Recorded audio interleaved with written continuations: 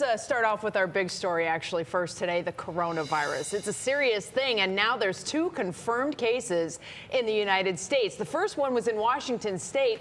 Now the newest one is much closer to home in Illinois. The good news, it's not in Ohio, but Ohio officials are preparing. Today, the state health department declared it a Class A disease. This means that any suspected cases must be confirmed and then reported immediately.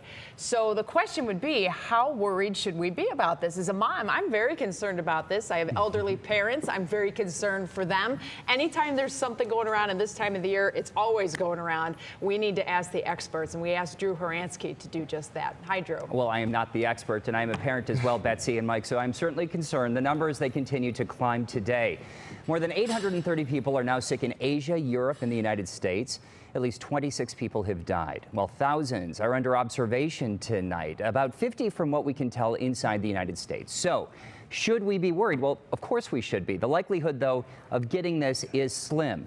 I spoke to an infectious disease doctor at UH today who says it is most similar to SARS and MERS, both of which had emerged in recent years, spread, and then quickly died out. That will likely happen again here. Should we see, though, the coronavirus here? He said the hospital does have a place to quarantine and treat a patient, while they're now asking patients presenting with fevers, coughs, shortness of breath, basically flu symptoms, where they've been.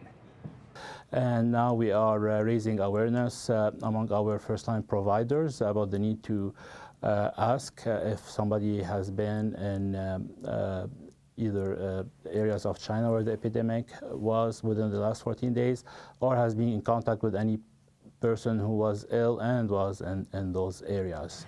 Why 14 days? Good question. That's because that is the length of time it takes for the symptoms to surface. Yet another perhaps even bigger concern tonight is the impact, though, this could have on trade from China. Wuhan, where this started, is under quarantine right now. Certainly a change in China's manufacturing or trade would have the potential to be felt here as well.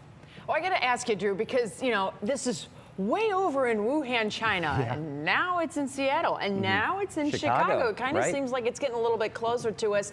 There's RSV, there's flu, there's colds, there's everything going around. Should we be focused on this, or is there something else we should be more concerned about? Well, the flu, for sure. I mean, as we know, it's already been a rough season for the flu. The vaccine has not exactly been effective. I've been a victim of the flu. Many people have been. Doctors predict we will lose many more people to flu this year than to coronavirus. So again, I've been telling you guys this many times before. I will tell you, Mike and Betsy, again, wash your hands, watch what you touch, even those scripts.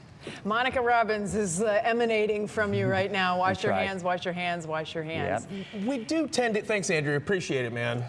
We do tend to get a bit panicky about these things, probably unnecessarily sometimes. For example, I noticed that I went to the Center for Disease Control. 26 people have died so far in 2019 from coronavirus. 100 people yearly die from bee stings, 13 die from vending machines falling on them.